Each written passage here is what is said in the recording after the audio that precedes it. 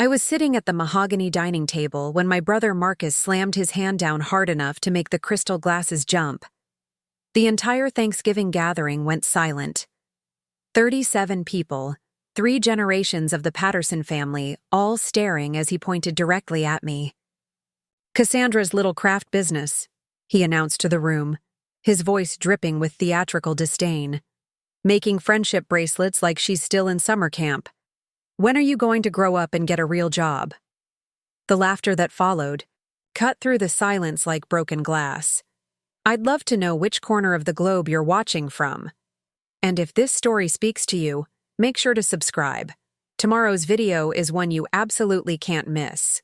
My stomach clenched into a tight knot, but I kept my hands steady on my napkin. I'd been dreading this moment all week, knowing that Marcus would find his opening. He always did. Ever since I'd started Heartstring Creations 18 months ago, he'd made it his personal mission to remind everyone in our family that I was wasting my Stanford MBA on glorified kindergarten art projects. But tonight felt different. Tonight felt coordinated. My father, William Patterson, cleared his throat from the head of the table. At 73, he still commanded attention without effort, his silver hair perfectly styled, his navy blazer pressed to military precision. He'd built Patterson Holdings from nothing, turning a small construction company into a real estate empire worth $200 million. When he spoke, the room listened. "Marcus raises a valid concern," he said, cutting into his turkey with surgical precision. "Cassandra, you've had your fun with this hobby, but it's time to consider joining the family business. We have a position opening up in our property management division. Entry level, of course, but it's honest work." My cousin Jennifer, seated directly across from me, couldn't resist adding her voice to the chorus. "I mean, Dad's being generous calling it a business," she said, gesturing with her wine glass. I looked at her website. She's selling beaded jewelry for $20. My daughter Isabella makes better stuff in her bedroom. More laughter rippled around the table. Isabella, all of 13 years old, blushed but smiled at the attention. I felt the familiar burn of shame rising in my chest, the same feeling I'd carried since childhood whenever the family gathered to dissect my choices. But underneath it, something else stirred, a quiet knowledge that none of them could imagine. I thought of the email sitting in my phone, the one I'd read and reread 50 times since Wednesday morning. The subject line that still made my heart race: Shark Tank, formal investment interest, confidential. $20 seems reasonable for handmade jewelry, I said quietly, keeping my voice level. I wasn't ready to show them what I knew. Not yet. Not here. Marcus laughed, a sharp bark that echoed off the dining room's vaulted ceiling. "Reasonable? Cassandra, you made what, $3,000 last quarter? I spent more than that on my watch." He rolled up his sleeve to flash the Rolex, a gesture so perfectly Marcus that I almost smiled despite myself. My Aunt Patricia, Marcus's mother and my father's sister, leaned forward with the expression she'd perfected over decades of family gatherings. "Sweetheart," she said, her voice syrupy with false concern. "We're not trying to be cruel. We just want what's best for you. You're 34 years old. Most women your age have established careers, families. What do you have to show for the last 2 years?" The question hung in the air like smoke from a snuffed candle. What did I have to show? They saw the small apartment in Oakland, the used Honda Civic, the lack of designer clothes or expensive jewelry. They saw failure wrapped in optimism, a grown woman playing dress-up with her life. What they didn't see was the warehouse space I'd quietly leased 3 months ago, the inventory system I'd built from scratch, the wholesale orders that had started trickling in from boutiques across California. The social media following that had grown to 40,000 engaged customers. The profit margins that had climbed from 12% to 37% in 6 months. And they certainly didn't see the phone call I'd received Tuesday afternoon from Samantha Rodriguez, a producer at Shark Tank, explaining that they'd been monitoring my business after a casting coordinator discovered my Instagram account.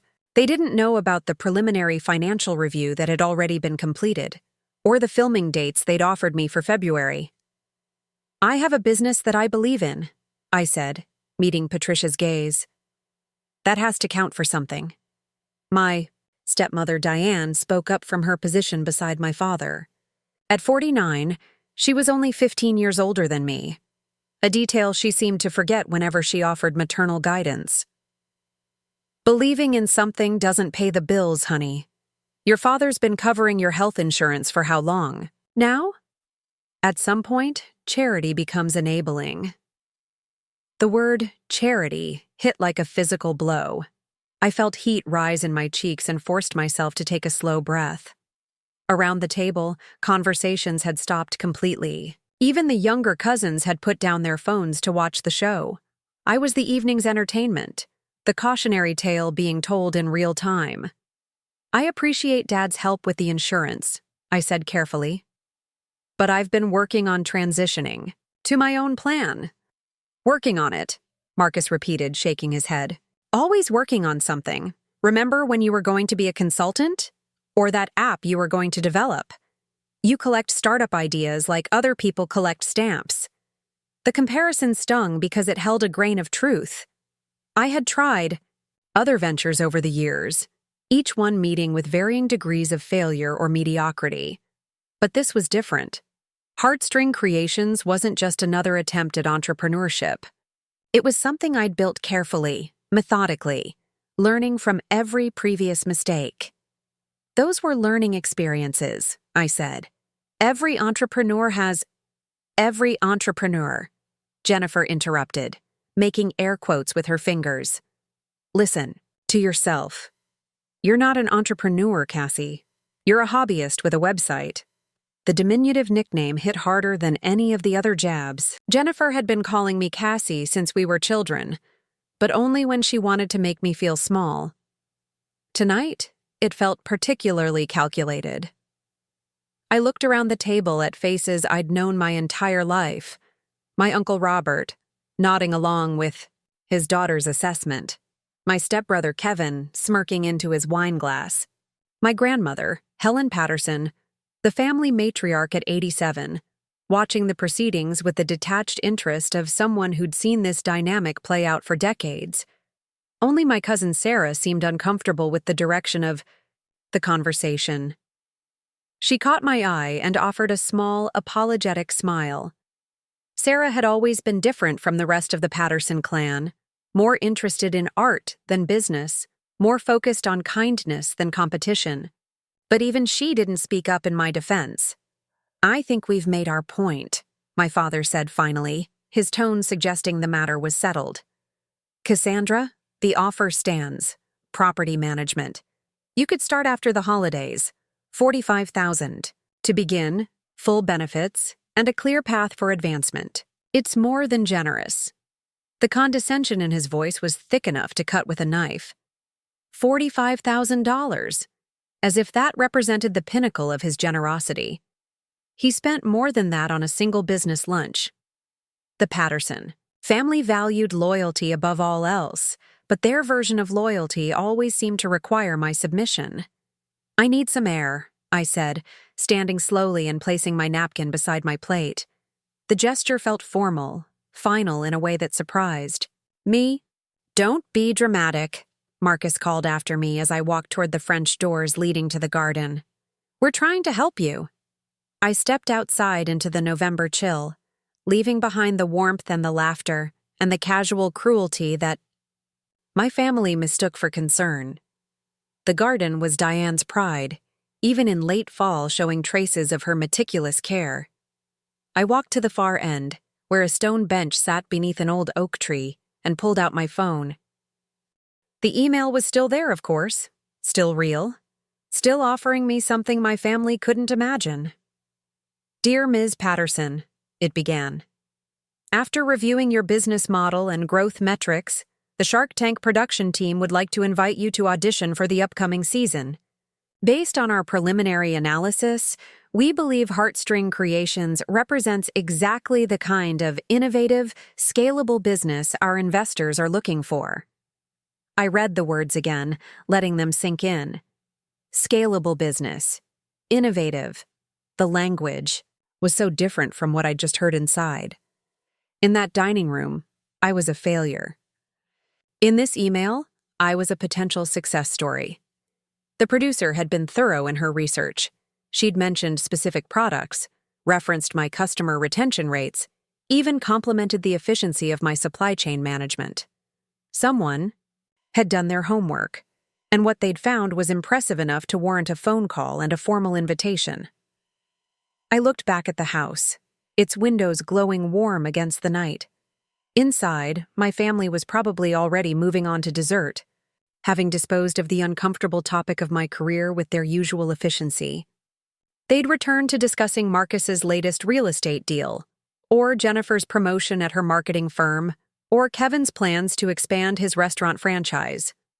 They had no idea that in 4 months I might be standing on national television, fielding investment offers from some of the most successful entrepreneurs in America. They couldn't imagine that their silly little craft business had caught the attention of producers who saw potential where they saw only failure. I slipped the phone back into my pocket and walked slowly toward the house. Through the windows, I could see them laughing at something my father had said, the conversation having moved on as if I'd never been part of it. The sight should have hurt more than it did. Instead, I felt something I hadn't experienced in months around my family. I felt power, not the kind they wielded with money and connections and years of established success.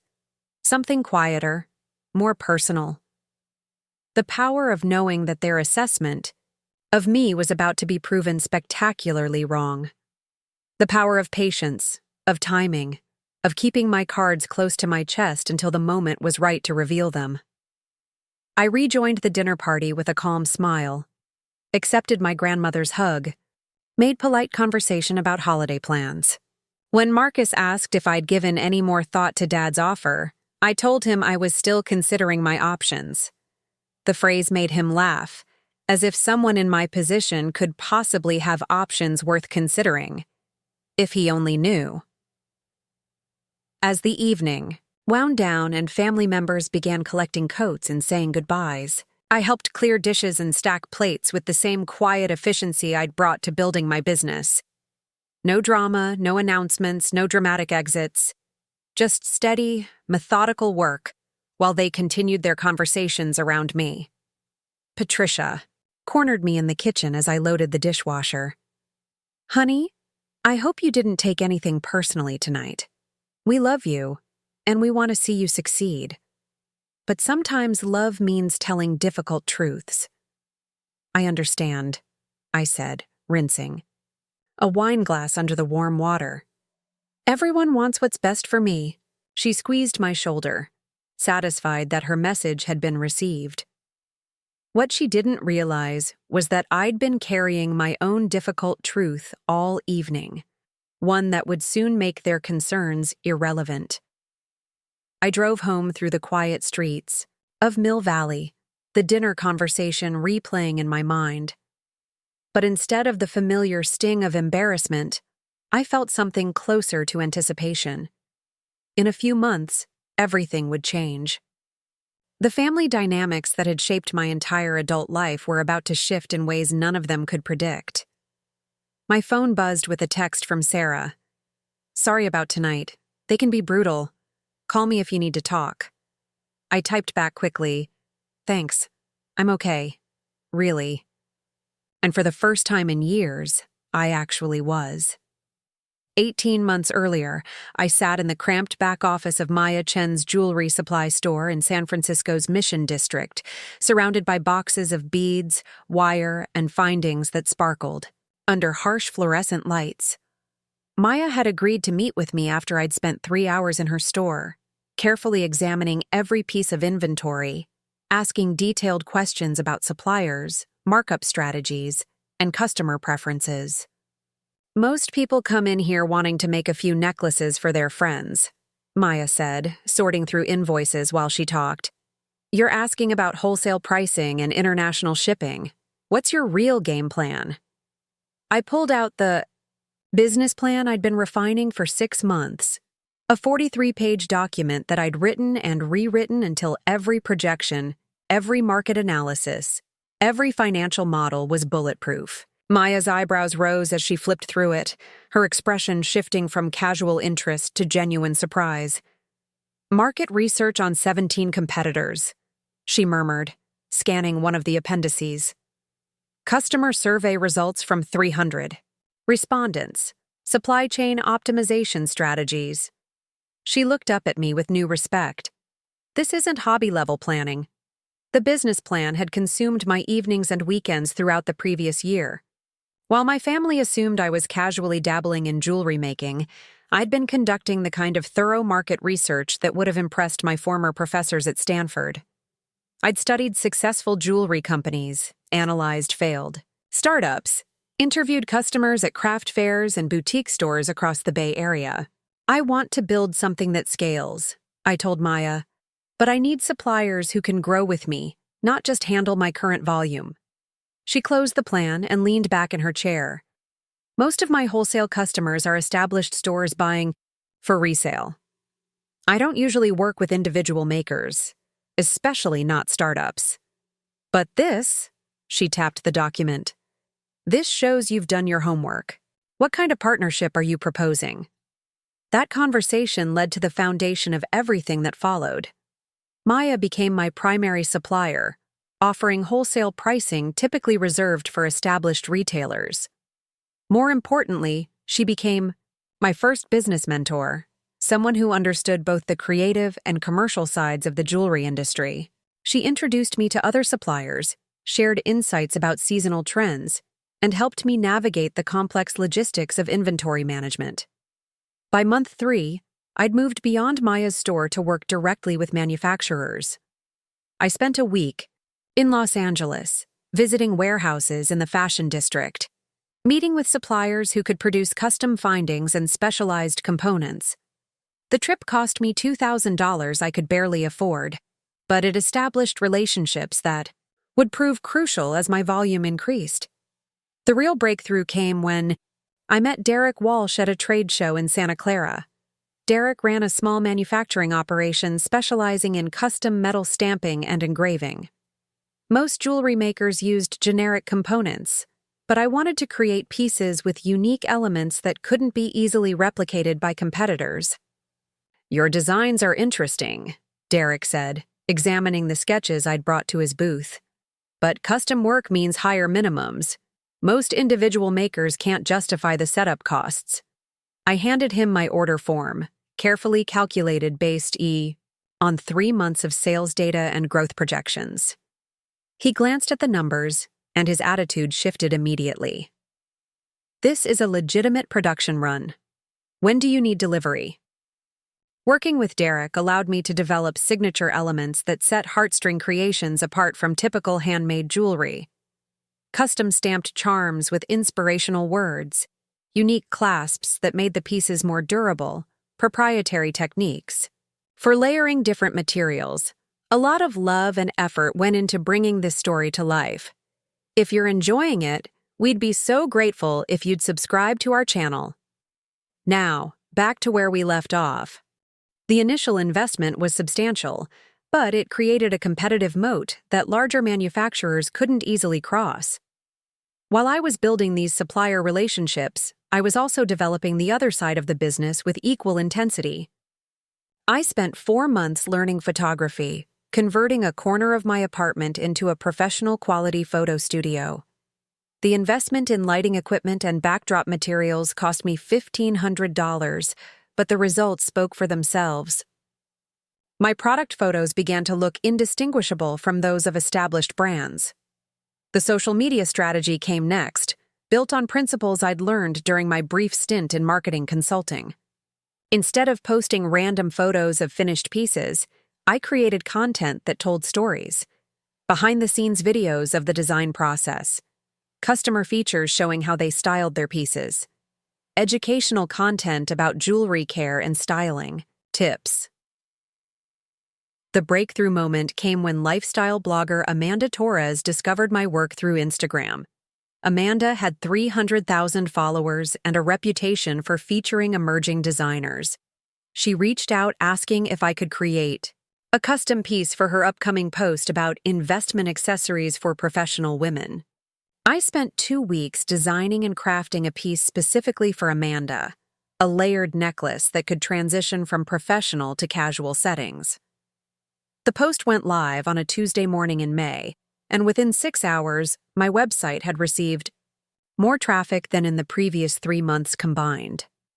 Orders poured in faster than I could process them, and my Instagram following jumped by 12,000 in a single week. That success led to other influencer collaborations, each one carefully chosen to reach my target demographic. I developed a system for managing these partnerships, tracking conversion rates, customer lifetime value, and return on investment for each collaboration.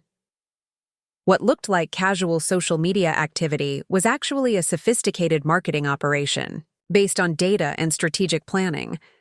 The financial side of the business received the same methodical attention. I maintained detailed records from day one, tracking every expense, analyzing profit margins by product line, monitoring customer acquisition costs. I set up separate accounts for operating expenses, tax obligations, and growth investments. By month 8, I was generating enough profit to reinvest 30% of revenue back into inventory and marketing. The transition to wholesale began almost by accident.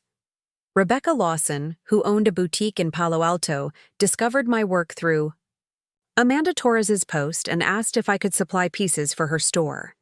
That single wholesale relationship taught me everything about the complexities of retail partnerships: minimum order requirements, payment terms, display materials, inventory management. Rebecca's success with my pieces led to introductions to other boutique owners. Within 6 months, I had wholesale relationships with 14 stores across California, each one carefully vetted to ensure they aligned with my brand positioning. I developed wholesale pricing strategies, created professional product catalogs, and established systems for managing multiple retail relationships simultaneously. The warehouse space came next, a calculated decision based on growing inventory requirements and the need to separate my living space from my workspace. I found a small unit in an industrial park in Hayward, nothing glamorous but perfectly suited for my needs. The monthly rent was manageable, and the space allowed me to implement proper inventory systems and quality control processes. Setting up the warehouse required another significant investment: shelving systems, packaging materials, a proper computer setup for inventory management.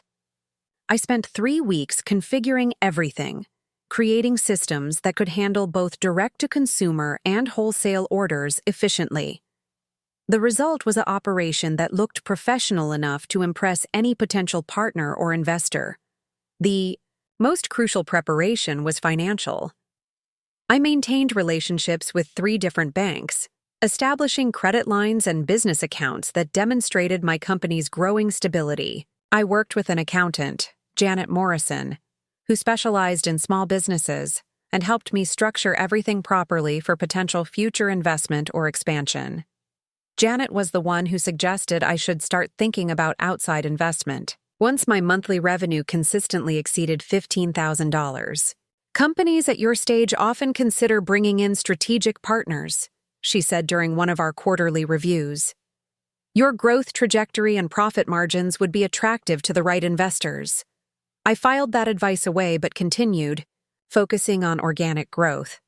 The business was profitable, sustainable, and growing at a rate I could manage independently. I had no immediate need for outside capital, but I began maintaining the kind of detailed financial records that would satisfy any potential investor's due diligence requirements.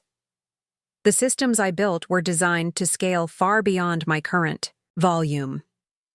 The inventory management software could handle 10 times my current SKU count. The supplier relationships were structured to accommodate much larger orders. The marketing systems were automated enough to function with minimal daily management. Everything was positioned for rapid expansion when the right opportunity presented itself. Customer service became another competitive advantage, built on principles of personal attention and rapid response that larger companies couldn't match. I responded to every customer inquiry within 4 hours, often including personalized recommendations based on their previous purchases. I implemented a customer loyalty program that tracked preferences and purchase history, creating a database of engaged customers who generated increasing lifetime value over time. The packaging and unboxing experience received equal attention. Every order shipped in custom-designed boxes with branded tissue paper, thank you cards, and care instructions. The additional cost per shipment was minimal, but the impact on customer satisfaction and social media sharing was substantial. Customers began posting photos of their unboxing experiences, creating organic marketing content that attracted new customers. Quality control systems ensured that every piece met strict standards before shipping. I developed checklists for different product categories, implemented inspection processes, and maintained detailed records of any issues or returns. The return rate stayed below 2%, well below industry averages, demonstrating that the attention to quality was translating into customer satisfaction. The educational content strategy expanded beyond social media to include email newsletters, blog posts, and video tutorials. I positioned myself as an expert resource for customers interested in jewelry, fashion, and personal style. This content marketing approach created deeper customer relationships and established authority in the space, making my brand more valuable than the sum of its individual products. Strategic partnerships extended beyond suppliers and influencers to include complementary businesses. I developed relationships with fashion stylists, wedding planners, and personal shoppers who could recommend my pieces to their clients. These B2B relationships created steady revenue streams that were less dependent on seasonal fluctuations or social media algorithm changes. The breakthrough metrics came in month 14, when I realized I'd built something significantly more substantial than my family understood. Monthly revenue had grown to $22,000, with profit margins consistently above 30%. The customer base included repeat buyers from 12 different states, with average order values that had increased 40% over the previous year. But the real validation came from outside observers who had no reason to flatter me or minimize the achievement. Maya Chen began referring other entrepreneurs to me for advice on scaling handmade businesses. Derek Walsh started using my company as an example of successful small-scale manufacturing partnerships. Janet Morrison suggested I consider applying for small business awards and recognition programs. When Samantha Rodriguez called from Shark Tank, she already knew details about my business that even my family didn't know. She'd researched my growth trajectory, analyzed my social media engagement, reviewed my wholesale partnerships. Her interest wasn't based on potential. It was based on documented performance that met their criteria for scalable, investment-worthy businesses. The irony wasn't lost on me. While my family dismissed Heartstring Creations as a hobby, I'd been building exactly the kind of systematic, data-driven business that they claimed to respect in their own ventures. The difference was scale and industry, but the underlying principles, market research, financial discipline, strategic planning, systematic execution, were identical to what had made the Patterson family successful in real estate. The night I received Samantha's email, I sat in my warehouse surrounded by inventory worth $40,000, looking at financial statements that showed consistent profitability and growth. The silly craft business had become something my family's business advisors would recognize as a legitimate enterprise worthy of investment consideration. But they wouldn't learn that until I was ready to tell them. The preparation had been methodical and private, building toward a moment when I could reveal not just success, but the kind of systematic success they claimed I was incapable of achieving. The foundation was solid, documented, and ready to support whatever came next. The fee. First validation came from an unexpected source. I was working late in my warehouse, processing orders for a Valentine's Day promotion when my phone rang. The number showed a Los Angeles area code I didn't recognize. "Is this Cassandra Patterson from Heartstring Creations?" The voice belonged to a woman with a slight accent, professional but warm.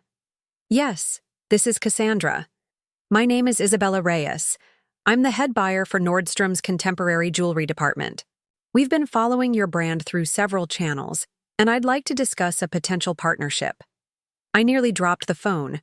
Nordstrom wasn't just any retailer. They were a gateway to national recognition, the kind of platform that transformed regional brands into household names.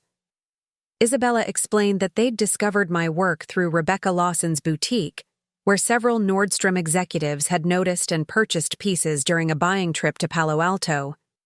"Your designs caught our attention, but what impressed us more was the business intelligence we gathered," Isabella continued.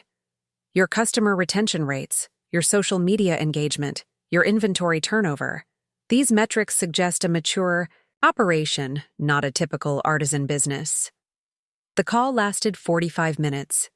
Isabella wanted to understand everything: my production capabilities, supplier relationships, quality control processes, growth trajectory. She asked questions that demonstrated Nordstrom had already conducted preliminary research on my company, gathering data I hadn't even realized was publicly available. "We're interested in placing an initial order of $15,000 for spring delivery," she said near the end of our conversation. "But more importantly, we see potential for a longer-term relationship. Companies that succeed with Nordstrom typically see their revenue increase by 3 to 5 times within the first year." After hanging up, I sat in the quiet warehouse, surrounded by the systematic operation I'd built over 18 months. This wasn't just validation. It was evidence that industry professionals recognized something my family couldn't see. I immediately called Janet Morrison, my accountant, to discuss the implications of a Nordstrom partnership. "This changes everything," Janet said after I explained the opportunity. "Nordstrom doesn't work with hobby businesses. Their vendor requirements are extensive: insurance minimums, compliance certifications, financial stability guarantees. The fact that they approached you means they've already determined you meet their standards." Janet was right about the requirements.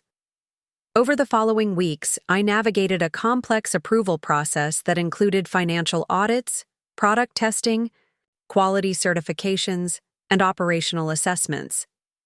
Every requirement I met provided more evidence that Heartstring Creations operated at a level far beyond what my family imagined. The Nordstrom partnership opened other doors. Within 6 weeks, I received inquiries from buyers at Anthropologie, Free People, and 3 high-end boutique chains. Each conversation followed a similar pattern. They'd discovered my work through existing retail partners, researched my business fundamentals, and concluded I represented a scalable opportunity.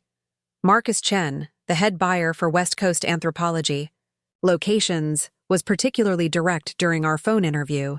"We see hundreds of jewelry lines every season," he said. "Most independent designers can't handle our volume requirements or maintain consistent quality. Your operation appears different. Walk me through your production capacity," I explained. My supplier relationships, inventory systems, and quality control processes, with the confidence that came from having built everything systematically. Marcus asked detailed questions about my ability to scale. Could I increase production by 300% while maintaining quality? Did I have backup suppliers? How did I handle seasonal demand fluctuations?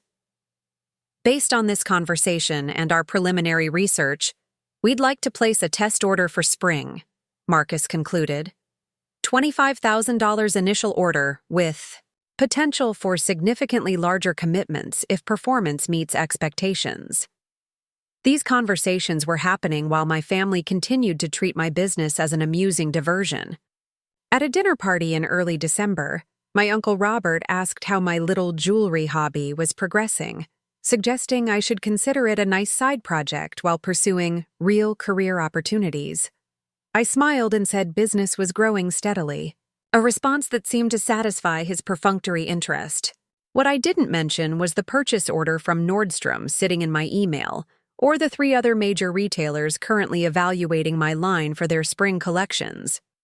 The disconnect became more apparent as my industry relationships deepened. Fashion Week in San Francisco brought me into contact with stylists, buyers, and industry professionals who treated Heartstring Creations with genuine respect. Sarah Mitchell, a stylist who worked with several prominent fashion bloggers, pulled me aside at a networking event. "Your pieces are showing up everywhere," she said. "3 different clients have specifically requested your work for upcoming shoots. That doesn't happen by accident. It means you've built something with real market presence."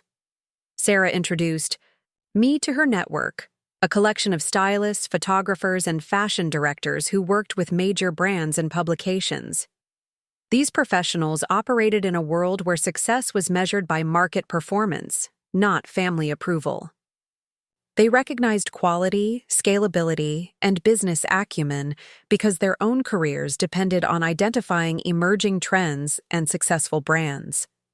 Through Sarah, I met David Park, a fashion photographer whose client list included major magazines and established jewelry brands. David had been hired by a lifestyle publication to shoot a feature on emerging designers to watch, and he wanted to include Heartstring Creations in the spread. "Most small jewelry lines photograph like amateur work," David explained during our initial meeting. "Your pieces have the quality and design sophistication that works for editorial photography. That's rare in the independent designer space." The photo shoot led to a 2-page feature in California Style magazine, positioning me alongside established jewelry designers with decades of experience and 7-figure revenues. The article described Heartstring Creations as a rapidly growing brand that combines artisanal craftsmanship with sophisticated business strategy. But the most compelling validation came from my customers themselves. I began receiving emails from buyers who had discovered my work through various channels: retail stores, social media, word-of-mouth recommendations. These weren't casual purchasers making impulse buys. They were thoughtful customers who researched their purchases and valued quality over trends. Rebecca Martinez, a customer from Phoenix, wrote a detailed email explaining why she'd become a repeat buyer. "I've purchased jewelry from established brands, independent artists, and major retailers. Your pieces consistently exceed expectations in terms of quality, durability, and design. More importantly, your customer service and attention to detail suggest a company that will be around for years to come." Similar emails arrived weekly, creating a database of customer testimonials that painted a picture of a business delivering professional quality products and experiences. I began systematically documenting these testimonials, organizing them by theme: quality, customer service, design innovation, value proposition. The data became impossible to ignore. Customer retention rates exceeded 60%, well above industry standards. Average order values had increased 40% over 12 months. Customer satisfaction scores, measured through post-purchase surveys, consistently exceeded 4.8 out of 5.0. These weren't vanity metrics. They were business fundamentals that any serious investor would recognize as indicators of sustainable growth. Financial professionals began taking notice as well. Tom Richardson, a business loan officer at Wells Fargo who worked with small businesses, reached out after reviewing my account activity and growth patterns. "Your business demonstrates the kind of systematic growth and financial management that we rarely see in startups," Tom said during our meeting. "Most new businesses struggle with cash flow management and sustainable growth rates.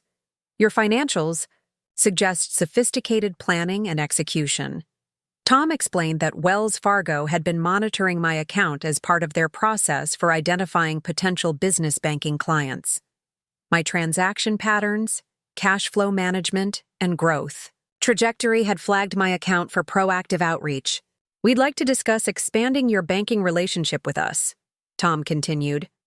"Line of credit options, merchant services, potentially structured growth financing."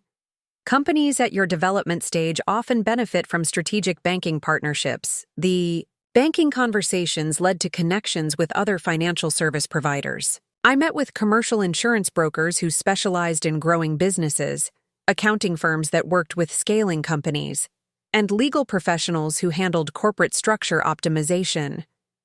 Each professional relationship provided more evidence that Heartstring Creations had evolved beyond the hobby business my family described. These were serious business professionals who worked with established companies, and they were treating me as a peer, not as someone playing at entrepreneurship. The industry recognition culminated when I was invited to speak at the California Small Business Development Conference in Sacramento. The organizers had identified me through my retail partnerships and customer growth metrics, positioning me as an expert on scaling handmade businesses in competitive markets. We're looking for speakers who represent successful models for independent entrepreneurs, explained conference coordinator Lisa Wong. Your business demonstrates that systematic planning and professional execution can create competitive advantages even in saturated markets. Preparing for the presentation required me to analyze and document everything I'd built over the previous 18 months. The process revealed patterns I hadn't fully recognized: the systematic approach to supplier relationships, the data-driven marketing strategies, the professional operational systems that enabled consistent quality and customer satisfaction. The presentation went better than expected. The audience included established business owners, potential entrepreneurs, and industry professionals who asked sophisticated questions about scaling strategies, competitive positioning, and growth management. Their questions and responses confirmed that they viewed Heartstring Creations as a legitimate business worthy of serious analysis. After the presentation, I was approached by 3 different people interested in consulting arrangements: a startup founder who wanted guidance on supplier relationships, a marketing professional curious about my social media strategies, and a retail buyer interested in understanding my customer retention approaches. But the most significant connection came from Michael Torres, a venture capital associate who attended the conference to identify emerging business opportunities. Michael worked with a fund that specialized in consumer brands with strong growth potential and scalable business models. Your presentation outlined exactly the kind of systematic approach we look for in potential investments, Michael said during our coffee meeting the following week. Most consumer brands in your space lack the operational sophistication and market validation you've demonstrated. Michael explained his fund's investment criteria and evaluation process. They looked for businesses with proven customer acquisition capabilities, sustainable competitive advantages, scalable operational systems, and management teams capable of executing growth strategies. Based on his preliminary assessment, Heartstring Creations met their initial screening requirements. We're not actively investing in your space right now, Michael clarified, but we monitor emerging opportunities continuously. Companies like yours that demonstrate professional management and systematic growth often become investment candidates as they scale. The conversation with Michael provided crucial insight into how professional investors evaluated businesses like mine. Their criteria focused on exactly the systems and metrics I'd been developing: customer acquisition costs, lifetime value calculations, operational efficiency measures, competitive moat development. Armed with this intelligence, I began preparing documentation that would satisfy institutional investor requirements. Financial statements prepared according to standard accounting principles, market analysis based on verifiable data sources, competitive analysis that demonstrated clear differentiation, customer acquisition metrics that proved scalable growth potential. The preparation process revealed something my family couldn't see. From their perspective, Heartstring Creations wasn't just profitable, it was professionally managed, systematically scalable, and demonstrably competitive in a challenging market. The evidence came from objective sources: major retailers, industry professionals, financial institutions, and potential investors. Each piece of validation built a comprehensive case that my business represented exactly the kind of entrepreneurial success my family claimed to value. The irony was unmistakable. While they dismissed my work as amateur hobbycraft, industry professionals were recognizing it as a sophisticated business operation worthy of serious attention. But I wasn't ready to reveal this intelligence to my family. The Thanksgiving dinner had demonstrated their commitment to viewing my work through the lens of their own assumptions and biases. Changing their perception would require more than gradual evidence. It would require undeniable proof that forced them to reconsider everything they thought they knew about my capabilities and my business. That proof was coming, in the form of a television appearance that would validate every piece of intelligence I'd gathered about my business's true potential. The body. First crack appeared during the Christmas party at my Uncle Robert's house in Marin County. I arrived wearing a simple black dress, nothing ostentatious, but accessorized with pieces from my latest collection. A layered necklace that caught the light perfectly, and matching earrings that had been featured in the California Style magazine. Spread. I hadn't mentioned the magazine feature to anyone in the family. Jennifer noticed the jewelry immediately. "Those are pretty," she said, her tone carrying the same casual dismissiveness she'd used at Thanksgiving. "Did you make them yourself?" "I did," I replied, adjusting the necklace slightly. "They're from my winter collection." What I didn't mention was that identical pieces were currently selling in Nordstrom stores across California, or that the specific necklace I wore had been backordered for 3 weeks due to demand. Jennifer's daughter, Isabella, now 14 and more fashion-conscious than her mother gave her credit for, studied the pieces with genuine interest. "Mom, those are really sophisticated," Isabella said, ignoring Jennifer's subtle warning glance. "They don't look homemade at all. They look like something you'd buy at an expensive store." The comment hung in the air for a moment. Jennifer laughed it off, but I caught her taking another, more careful look at what I was wearing. Seeds of doubt, planted casually but deliberately. Throughout the evening, other family members made similar observations. My cousin Matthew, who worked in tech and usually ignored fashion completely, complimented the professional quality of my jewelry.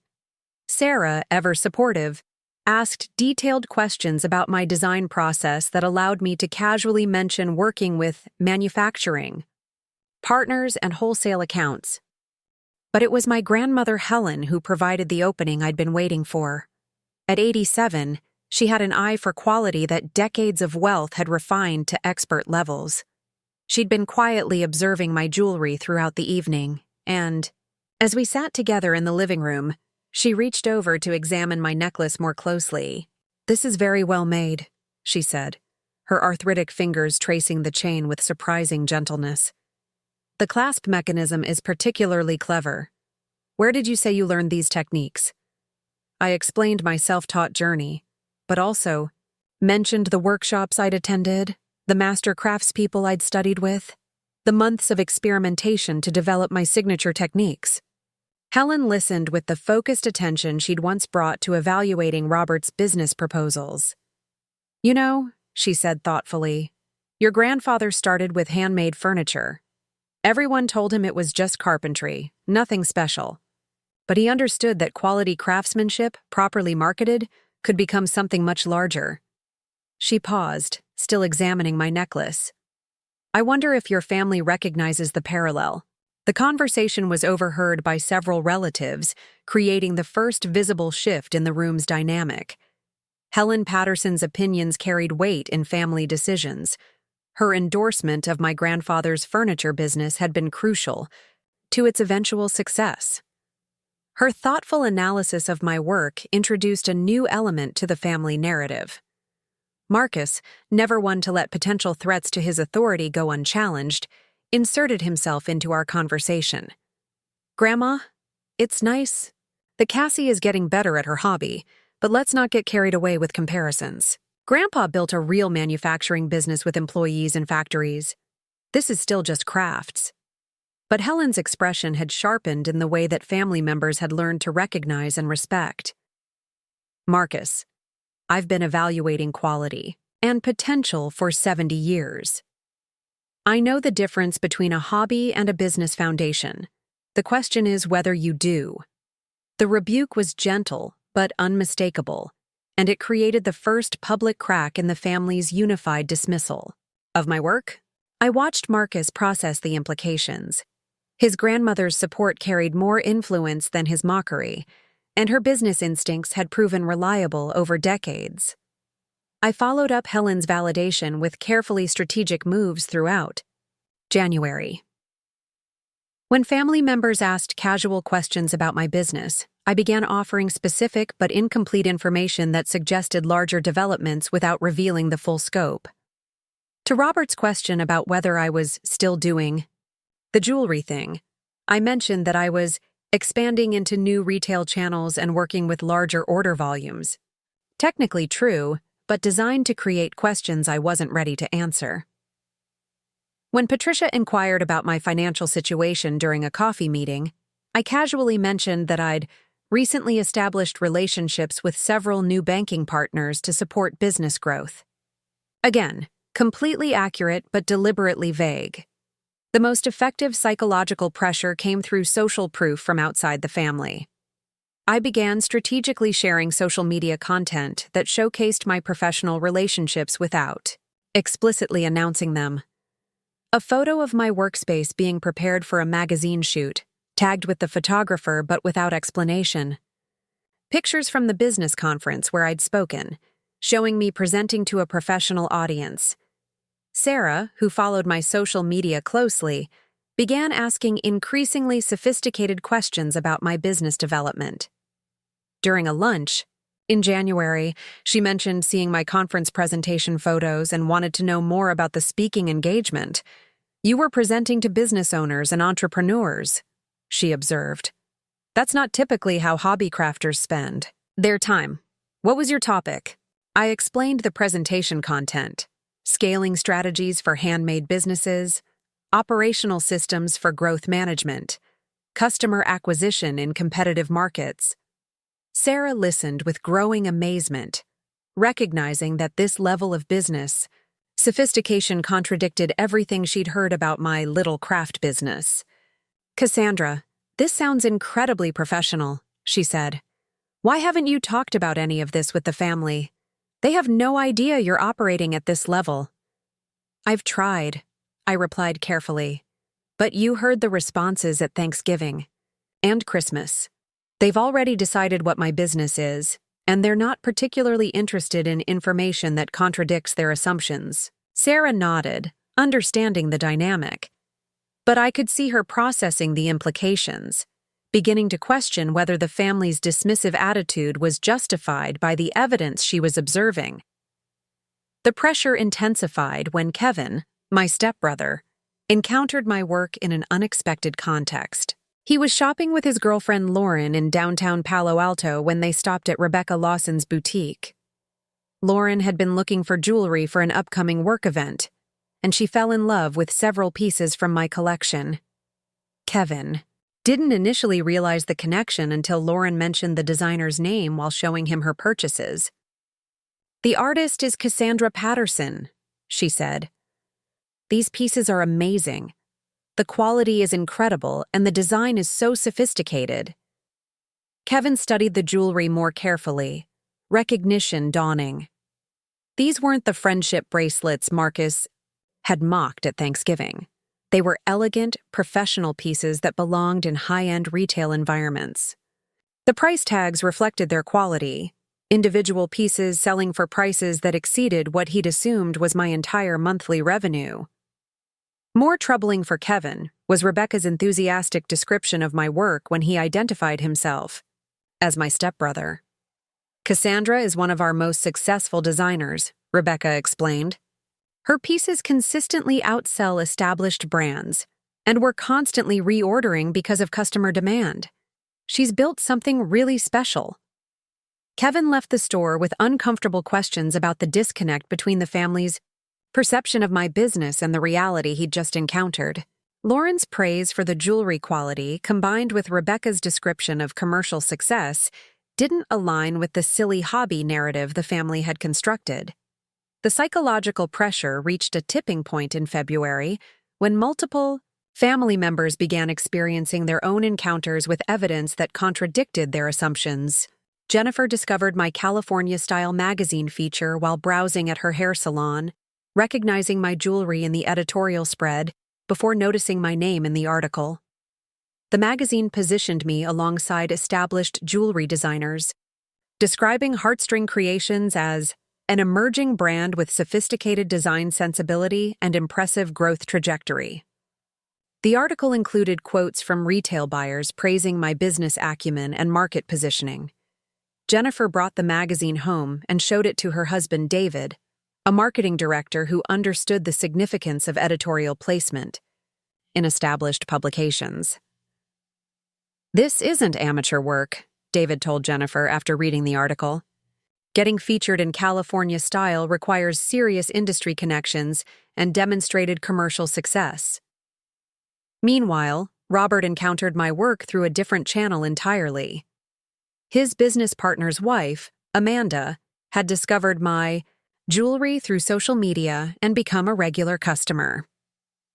During a dinner party conversation about supporting local businesses, Amanda mentioned her favorite jewelry designer, this incredibly talented woman named Cassandra Patterson who creates the most beautiful pieces. Robert's surprise at hearing my name led to an uncomfortable conversation where Amanda described her multiple purchases, the exceptional customer service, and the professional quality that exceeded her expectations from established luxury brands. She pulled up my Instagram account to show examples of my work, revealing a sophisticated brand presence with tens of thousands of engaged followers. "Robert, you should be proud," Amanda said. "She's built something really impressive. I've recommended her to several friends, and they've all become customers too." Robert left the dinner party with his first serious doubts about the family's dismissive attitude toward my business. Amanda's enthusiasm was genuine and informed. She was a sophisticated consumer who regularly purchased from established luxury brands, and her comparisons suggested my work operated at a much higher level than he'd understood. The cumulative effect of these encounters began to create visible tension within the family dynamic. Individual family members were privately questioning their assumptions, but the public family narrative remained unchanged. The disconnect between private doubts and public certainty created an unstable situation that I carefully nurtured through strategic information management.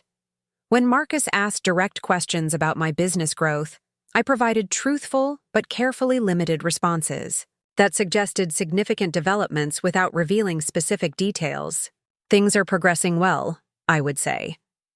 "I'm exploring some exciting opportunities that could substantially expand the business." Technically accurate, but designed to create curiosity and concern about what those opportunities might involve. Marcus's follow-up questions revealed his growing unease about developments he couldn't see or control. The most effective pressure came from my changed behavior and demeanor.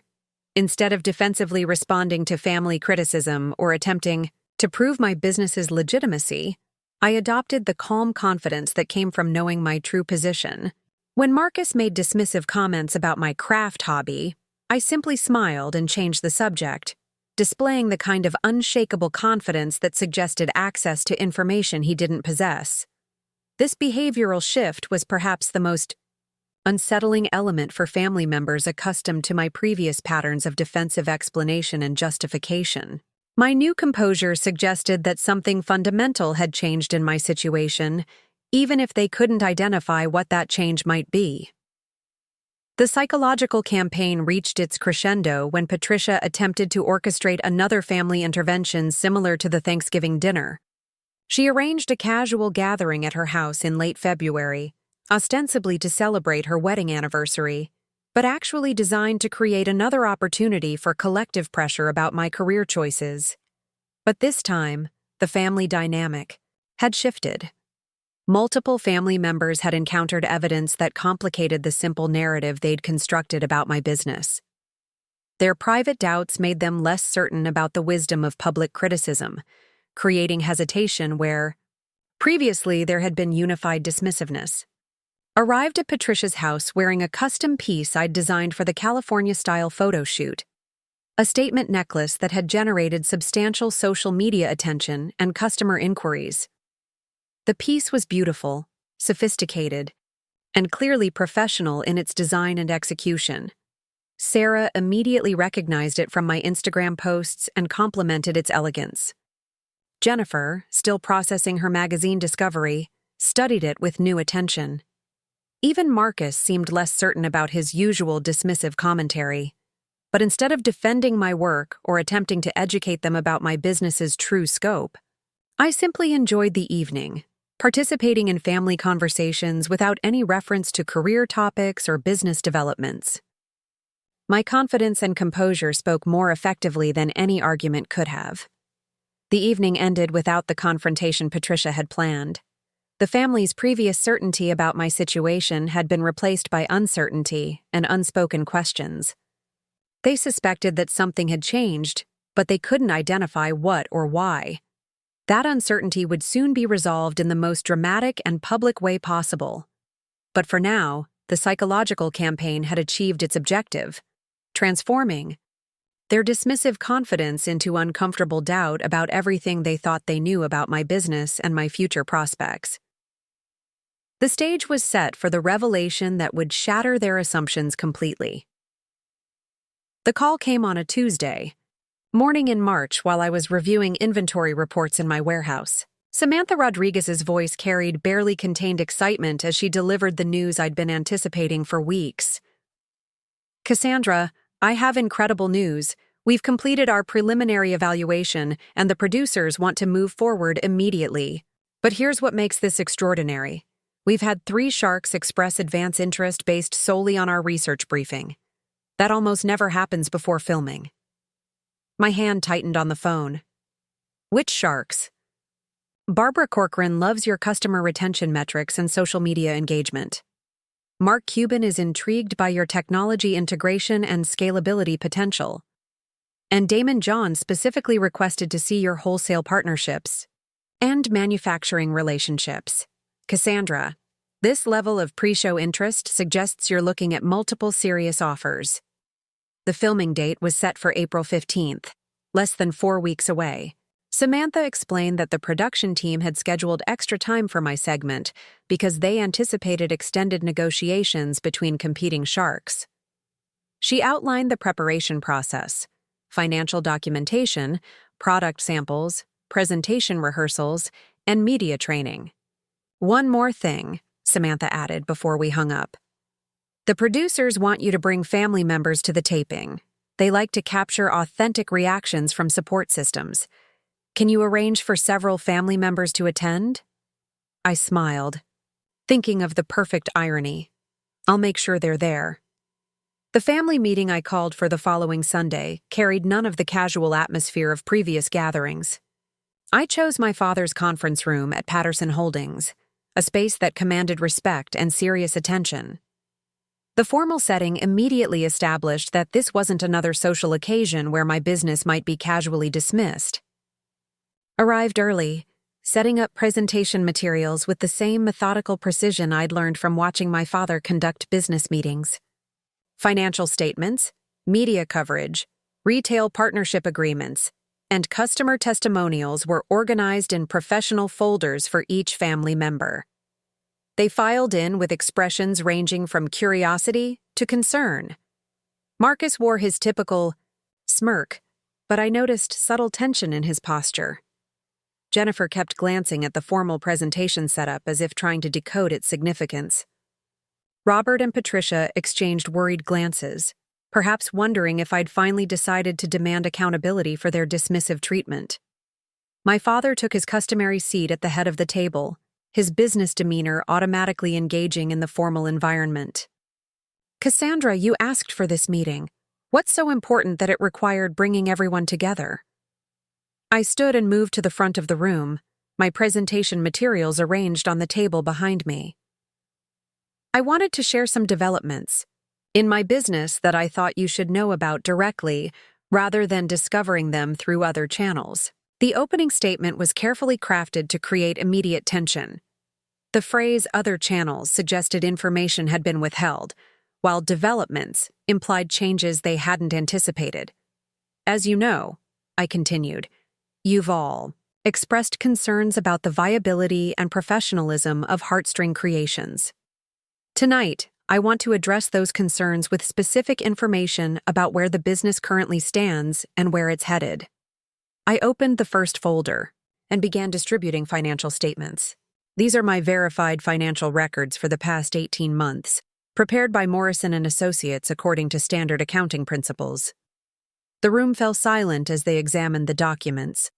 Monthly revenue figures that had grown from $3,000 to $38,000. Profit margins consistently above 30%. Customer acquisition costs that had decreased even as average order values increased.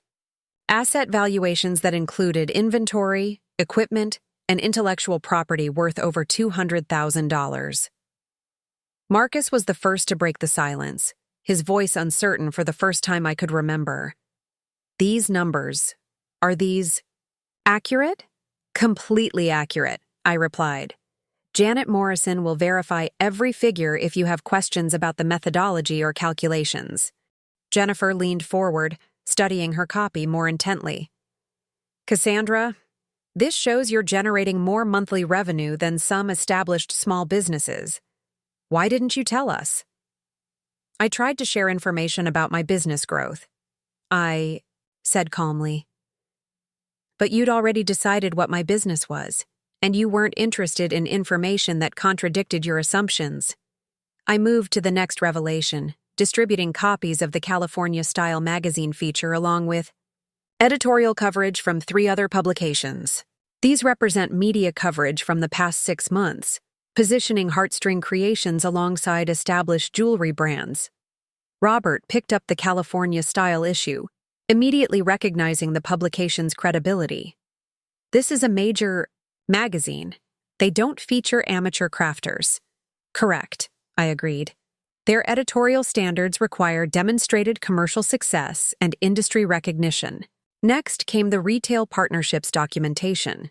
Signed agreements with Nordstrom, Anthropologie, and 14 boutique stores across California. Order volumes, reorder rates, and buyer testimonials that painted a picture of sustained commercial success. Patricia studied the Nordstrom agreement with growing amazement. Cassandra, Nordstrom's vendor requirements are incredibly stringent. They don't work with hobby businesses. That's right, I said. Their approval process includes financial audits, quality certifications, and operational assessments. They determined that Heartstring Creations meets their standards for professional suppliers. But the most impactful revelation was yet to come. I distributed customer testimonials, social media metrics, and industry recognition documents that demonstrated market validation from thousands of customers and dozens of industry professionals. The room absorbed this information in stunned silence. Everything they'd assumed about my business had been systematically disproven by objective, verifiable evidence. The silly craft hobby was revealed as a sophisticated operation generating substantial revenue through professional retail channels. Marcus finally found his voice, though his usual confident tone had been replaced by uncertain confusion. If this is all true, why keep it secret? Why let us think you were failing? I didn't keep it secret, I replied firmly. I tried to share information about my business growth at Thanksgiving, at Christmas, and during multiple family conversations. But you decided I was wasting my time on kindergarten art projects, and you weren't interested in evidence that contradicted your assumptions. The truth of that statement hung in the air. They could all remember dismissing my attempts to discuss business developments, cutting off conversations about my work, and refusing to consider information that might complicate their preferred narrative.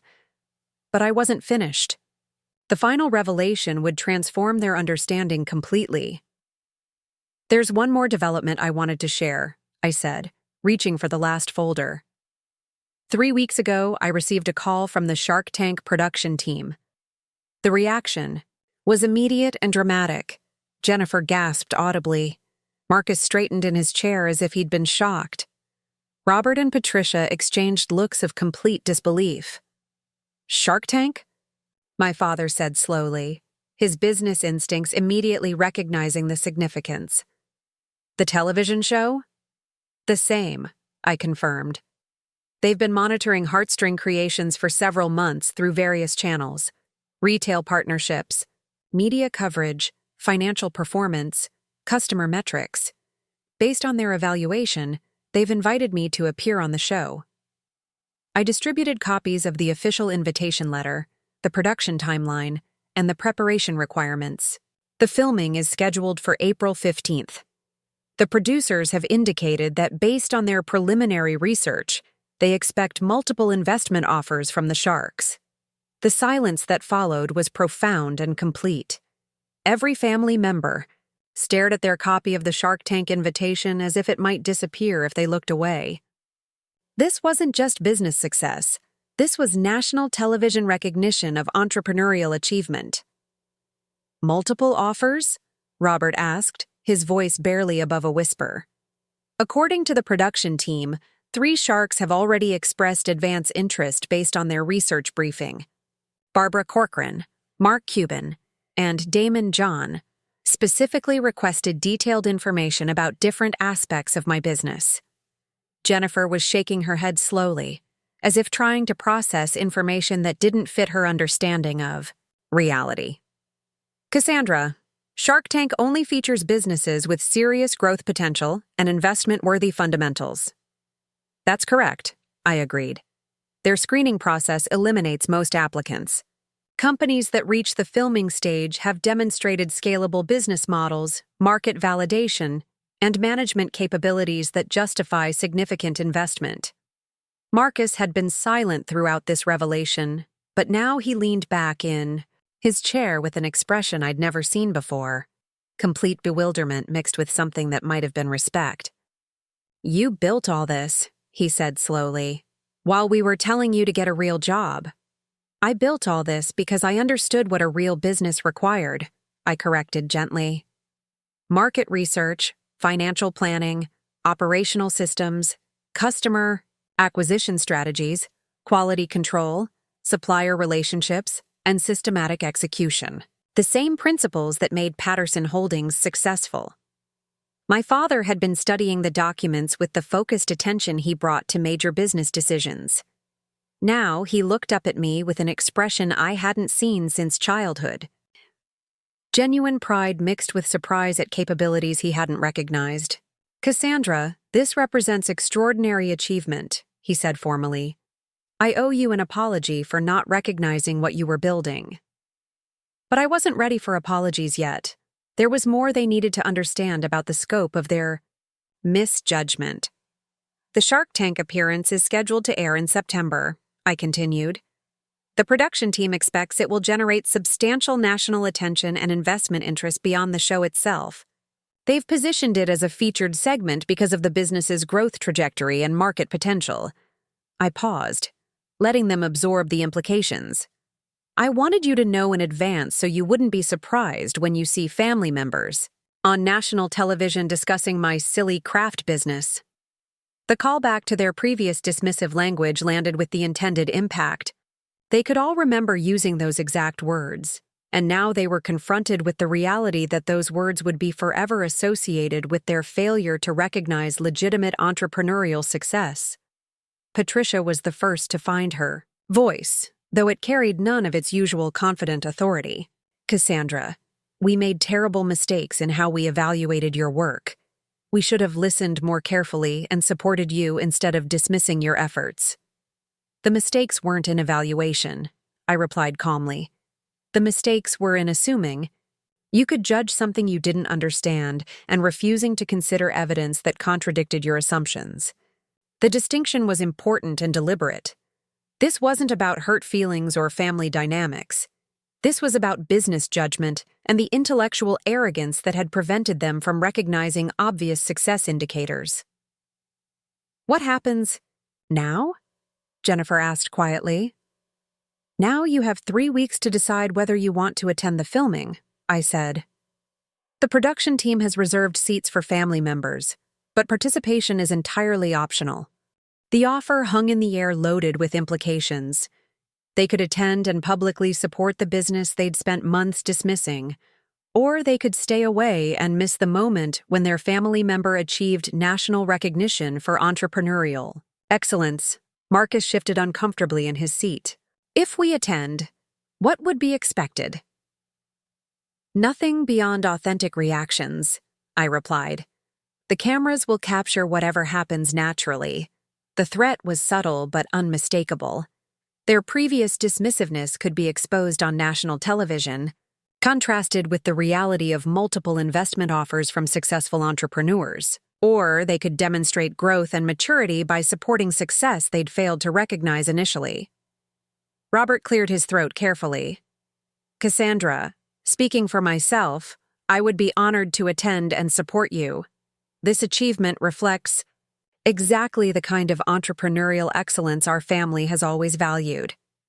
The statement was graceful, but couldn't erase the months of contrary evidence. Still, it represented acknowledgement and a path forward that preserved some dignity for everyone involved. One by one, the other family members expressed similar support, their voices carrying the carefully modulated tones people use when they're trying to minimize previous mistakes without explicitly acknowledging them. But the dynamic in the room had shifted permanently and completely. The daughter and niece and stepdaughter they'd patronized and dismissed was revealed as the most successful entrepreneur among them, achieving recognition and investment interest that exceeded anything they'd accomplished in their own ventures. Gathered my presentation materials methodically, allowing them time to process the full scope of what they'd learned. The little craft business was exposed as a sophisticated operation worthy of national television and serious investment consideration. The filming begins at 9 a.m. on April 15th, I said as I prepared to leave. If you decide to attend, I'll send you the studio information and logistics details. I walked toward the door, then turned back for one final comment. By the way, the production team mentioned that episodes featuring family support typically generate more positive viewer response. They seem to think authentic family pride makes for compelling television. I left them sitting in the conference room, surrounded by evidence of their spectacular misjudgment and contemplating their choice between public support and conspicuous absence from their family members' moment of national recognition. The power dynamic had shifted completely and irreversibly. For months, they'd held the authority to judge and dismiss my work. Now I held the authority to include or exclude them from the biggest professional moment of my career. The psychological campaign was complete. The confrontation had delivered, justice more satisfying than any argument or explanation ever could have. And in 3 weeks, their choice would be revealed on national television for millions of viewers to evaluate. The days following the family meeting passed in uncomfortable silence punctuated by tentative phone calls and carefully worded text messages. The first to reach out was Sarah, her message arriving less than 12 hours after the confrontation. I'm so proud of you. I always knew there was more to your business than they understood. Can we talk? Sarah's call that evening carried a tone I'd never heard from her before. Genuine admiration mixed with embarrassment about her own previous silence during family gatherings. Cassandra, I should have defended you. I could see they were being unfair, but I was too cowardly to speak up against the family consensus. You weren't obligated to defend me, I replied, though I appreciated her honesty. But I did notice who stayed quiet when the criticism got particularly harsh. The conversation revealed something I hadn't fully considered: the effect my family's dismissiveness had on other relatives who might have offered support, but were intimidated by the unified front of skepticism. Sarah admitted that she'd questioned the family's assessment, but hadn't felt confident enough to challenge it publicly. When you showed those financial statements, Sarah continued, I felt sick thinking about all the times I sat quietly while they mocked your work. You were building something incredible, and we were all too arrogant to see it. Jennifer's approach was more complex and calculated. Instead of calling directly, she arranged to accidentally encounter me at a coffee shop near my warehouse. a transparent attempt to create a casual conversation that might repair some of the damage from months of condescension. "I've been thinking about everything you showed us," she began awkwardly, stirring her latte with unnecessary focus. "I had no idea you were operating at that level. The Nordstrom partnership alone is more impressive than anything I've achieved in my marketing career." But Jennifer's apology came with conditions and qualifications that revealed her underlying need to preserve some sense of superiority. "Of course, if you'd been more transparent about your success from the beginning, we might have been more supportive. It's natural that people make assumptions when they don't have complete information." The statement was classic Jennifer, acknowledging my achievement while simultaneously shifting responsibility for the family's dismissiveness onto my supposed failure to communicate effectively. I let the comment pass without response, recognizing that some family members would need to reconstruct the narrative in ways that minimized their own poor judgment. Marcus's reaction proved the most dramatic and revealing. Instead of direct contact, he began what could only be described as a social media campaign designed to associate himself with my success retroactively. He shared my old Instagram posts with comments like, "So proud of my sister's incredible journey," and "always knew Cassandra had something special brewing." The posts were transparently self-serving, attempting to rewrite history for his professional network who might soon see him on national television as the brother who dismissed a successful entrepreneur as a kindergarten craft maker. But the campaign backfired when several family friends commented with their own memories of Marcus's previous dismissive statements about my business. Amy Richardson, a family friend who'd attended the Thanksgiving dinner, commented directly, "Marcus, weren't you the one calling it friendship bracelets just a few months ago? Interesting how perspectives change." The comment remained visible for less than an hour before Marcus deleted the entire post. My father's response was characteristically methodical and business-focused. 3 days after the meeting, he requested a private lunch to discuss what he termed strategic implications of my upcoming television appearance. "Cassandra, I want to understand the potential impact of this Shark Tank opportunity on your business trajectory," he said, settling into our booth at his preferred restaurant with the serious demeanor he brought to important business discussions. "Have you considered the operational challenges that come with rapid growth?" The conversation revealed that my father was processing my success through the lens of his own business experience, trying to position himself as a strategic advisor, now that he couldn't dismiss my venture as amateur. He offered insights about managing cash flow during expansion, structuring investor relationships, and protecting intellectual property, all valuable advice that would have been more helpful 18 months earlier. "I also want to discuss how the family should present itself during the filming," he continued. "This will be a reflection on the entire Patterson family, and we should coordinate our messaging to support your success appropriately." The comment exposed his primary concern, not my well-being or business success, but the family's public image, when associated with my achievement.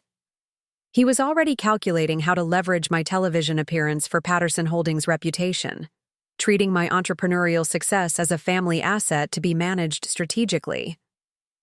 But the most significant aftermath came from outside the immediate family. Word of my Shark Tank appearance had begun to spread through our extended network, creating ripple effects I hadn't anticipated. Business colleagues of my father's began reaching out with investment inquiries and partnership proposals, suddenly viewing me as a serious entrepreneur worthy of professional attention. Gregory Martinez, a venture capital partner who'd worked with Patterson Holdings on several real estate deals, called within a week of learning about the television appearance. "Cassandra, I'd like to discuss potential investment opportunities beyond whatever happens on the show. Your growth metrics suggest significant scalability potential." These professional inquiries created an unexpected challenge. I was simultaneously managing preparation for national television, navigating complex family dynamics, and fielding serious business discussions from established investors who saw opportunity beyond the show's entertainment value. The preparation for Shark Tank itself became a family obsession that revealed just how dramatically the power dynamics had shifted. Patricia called repeatedly with suggestions about wardrobe choices, speaking strategies, and presentation techniques. Jennifer offered to help with social media management during and after the show's airing. Even Marcus attempted to contribute by sharing insights about leveraging media exposure for business growth. Their sudden helpful engagement felt both gratifying and exhausting.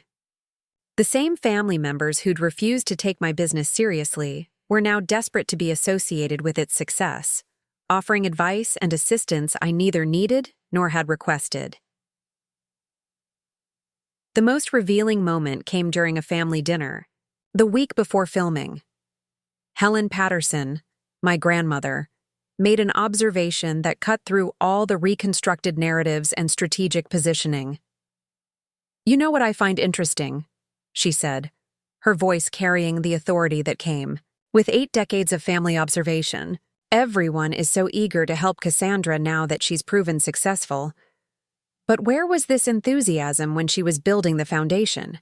Success has a way of creating supporters who were nowhere to be found during the struggle." The comment created uncomfortable silence around the table. Helen had identified the precise dynamic that made their current support feel hollow. It was conditional on my achievement, rather than genuine belief in my potential. But Helen wasn't finished. "Cassandra, I want you to know that some of us recognized what you were building before it became undeniable. I may not have spoken up loudly enough, but I saw the quality and determination from the beginning." The statement was both supportive and subtly critical of the family members who'd failed to show similar insight. Helen was establishing herself as prescient rather than reactionary, claiming recognition she'd kept private during months of family dismissiveness. The week before, filming brought an unexpected complication that tested my response to success more significantly than any family dynamics. A business reporter from the San Francisco Chronicle had discovered my upcoming Shark Tank appearance through industry contacts and wanted to write a feature story about local entrepreneurs hitting national television. The interview request created a dilemma. Accepting would generate additional publicity for my business, but it would also expose the family conflict publicly before the show aired. The reporter had already researched my background and discovered the Patterson family's business prominence, creating potential for a story about family dynamics rather than entrepreneurial achievement. I decided to accept the interview, but control its focus carefully. During our conversation, I emphasized my business development, growth strategies, and market positioning while deflecting questions about family support or personal challenges. The resulting article, published 2 days before filming, portrayed me as a sophisticated entrepreneur who'd built success through systematic planning and professional execution. The article's publication created another wave of family anxiety. Seeing our family name in print connected to my business success made the upcoming television appearance feel more real and permanent. There would be public documentation of this moment that couldn't be minimized or forgotten. Marcus called immediately after the article appeared online. "Cassandra, this is getting major attention. My business partners are asking about your company, and I'm getting friend requests from people who want connections to your network." The irony was unmistakable. The family member who'd been most vocal about my business being worthless was now experiencing social and professional benefits from association with its success. But instead of gratitude or apology, his tone carried expectation that I should help him leverage these new opportunities. "I'm focused on preparing for Shark Tank right now," I replied diplomatically, "but I appreciate your interest in supporting the business." The filming day arrived with extraordinary family coordination that would have been unimaginable 6 months earlier. My father arranged transportation for all attending family members. Patricia organized catering for a watch party at Robert's house following the filming. Jennifer created social media content templates for family members to share after the show aired. Their elaborate preparation revealed how thoroughly the power dynamic had shifted. I was no longer the family member seeking approval and support. I was the one whose success created opportunities and obligations for everyone else. The studio experience itself was surreal. Sitting in the green room with other entrepreneurs, I reflected on the journey from dismissive family dinners to national television. The other participants discussed their businesses with the same passion and commitment I'd felt throughout my development process, confirming that entrepreneurial success required exactly the dedication my family had failed to recognize. Wendy Yan. My segment began filming. I could see my family members in the audience, their expressions carrying complex mixtures of pride, surprise, and perhaps some lingering disbelief that the craft hobby they'd mocked was being evaluated by successful investors on national television. The Sharks' questions revealed they'd done extensive research on heartstring creations, asking detailed questions about customer acquisition costs, inventory turnover rates, competitive differentiation strategies, and scalability potential. Their interest was serious and informed, treating my business with the professional respect my family had never demonstrated. Barbara Corcoran's opening comment set the tone. Cassandra, I've reviewed your business model extensively, and what impresses me most is the systematic approach you've taken to every aspect of development. This isn't typical artisan-level thinking. This is sophisticated business strategy. Mark Cuban followed with equally substantial engagement. Your technology integration and data analytics approach shows you understand modern retail in ways that many established companies miss. The scalability potential here is significant. Damon John's analysis focused on market positioning. You've created authentic brand differentiation in a crowded space while building operational systems that can support major growth. That combination is exactly what smart investors look for. The offers came quickly and competitively. Barbara proposed $150,000 for 25% equity plus ongoing mentorship. Mark Cuban countered with $200,000 for 20% equity plus technology partnership opportunities.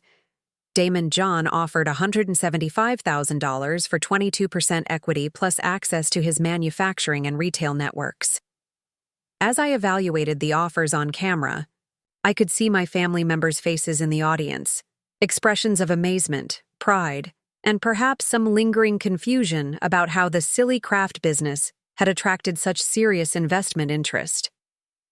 I accepted Barbara Corcoran's offer, recognizing that her retail expertise and mentorship would be more valuable than the additional capital from other proposals.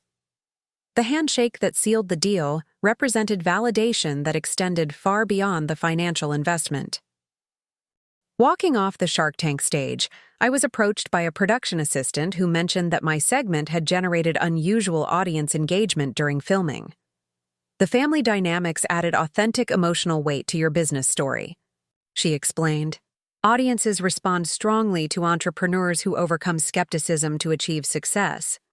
The comment confirmed that the family conflict, while personally challenging, had created compelling television that would resonate with viewers facing similar dismissiveness about their own entrepreneurial ambitions. Leaving the studio that day, surrounded by family members who were now eager to celebrate and claim association with my success, I felt a profound sense of completion. The journey from dismissive Thanksgiving dinner to national television investment had taken less than 5 months, but it had fundamentally transformed every relationship and assumption that had defined my place within the Patterson family hierarchy. The immediate aftermath was just beginning, but the power dynamic had shifted permanently and irrevocably. I was no longer the family member seeking validation. I was the one whose success would define new expectations and opportunities for everyone around me. 6 months after the Shark Tank episode aired, I stood in our new corporate headquarters in Fremont, watching employees move through spaces that hummed with productive energy. The transition from my small warehouse to this 15,000-square-foot facility had happened faster than anyone predicted, driven by demand that exceeded even Barbara Corcoran's projections. The show's impact was immediate. Within 24 hours, our website crashed from traffic volume. Orders poured in from customers who'd connected with the story of family dismissal, transformed into entrepreneurial success. The systematic foundation I'd built proved capable of handling explosive growth that surprised even our investors. Barbara's mentorship was invaluable. Most entrepreneurs struggle with success because they haven't built proper foundations, she told me. You solved that problem before it became critical. Through her network, Heartstring Creations expanded to over 300 stores across 26 states within 4 months. The family dynamic transformed completely. Dismissive commentary about my craft hobby disappeared, replaced by respectful inquiries about business developments. Marcus began introducing himself as Cassandra, Patterson's brother, leveraging our connection for networking opportunities. The irony was unmistakable. During a private conversation, Marcus made a statement that crystallized everything. You know, I always believed in your potential. I was just trying to protect you from disappointment. The revisionist narrative was breathtaking. He'd reconstructed history to position his harsh criticism as protective love. Jennifer took a different approach, positioning herself as someone who'd learned important lessons. Cassandra taught me not to judge businesses by their initial appearance, she would say, casting herself as someone who'd grown rather than someone who'd been wrong. My father's response proved most complex. I need to apologize, not just for dismissing your work, but for failing to recognize the business principles you were applying, he said. But his apology came with an offer to have Patterson Holdings support my expansion, essentially seeking control disguised as family generosity. She appreciate the offer, I replied, but I want to build something independent that succeeds on its own merits. The response disappointed him but established crucial boundaries. The most meaningful change came from my grandmother Helen, who requested a private lunch 2 weeks after the show aired. Your achievement represents more than business success, she said. You have the opportunity to choose between victory and leadership. Victory means proving everyone wrong. Leadership means using your success to elevate others. Her guidance was profound. Rather than punishing family members for their previous dismissiveness, I chose to create opportunities. When Marcus asked for an introduction to Barbara Corcoran, I arranged it. When Jennifer's firm needed industry connections, I provided referrals. These weren't acts of forgiveness, but strategic decisions about leadership and family dynamics. The business continued thriving beyond anyone's expectations. We launched new product lines, expanded internationally, and developed partnerships with major fashion brands. The Silly Craft business had become a multi-million-dollar company employing 43 people. At our annual family gathering that December, the atmosphere was completely different. Instead of dismissive comments about my work, conversations centered on genuine interest in my business insights and achievements. Patricia asked thoughtful questions about scaling challenges. Robert sought advice about e-commerce strategies for his own investments. But the most satisfying moment came when my father stood to make his traditional holiday toast. Instead of the usual comments about family loyalty and traditional values, he focused on entrepreneurial courage and independent thinking. This year, we learned something important about recognizing potential in unexpected forms, he said, looking directly at me. Cassandra demonstrated that success comes from systematic execution of innovative ideas, even when others can't see the vision initially. The acknowledgement was graceful and public, representing complete transformation of the family narrative. But more importantly, it established a new dynamic where unconventional thinking was valued rather than dismissed, where family support included respect for independent judgment. Later that evening, as I prepared to leave the gathering, Helen pulled me aside for a final conversation. You chose leadership over victory, she said.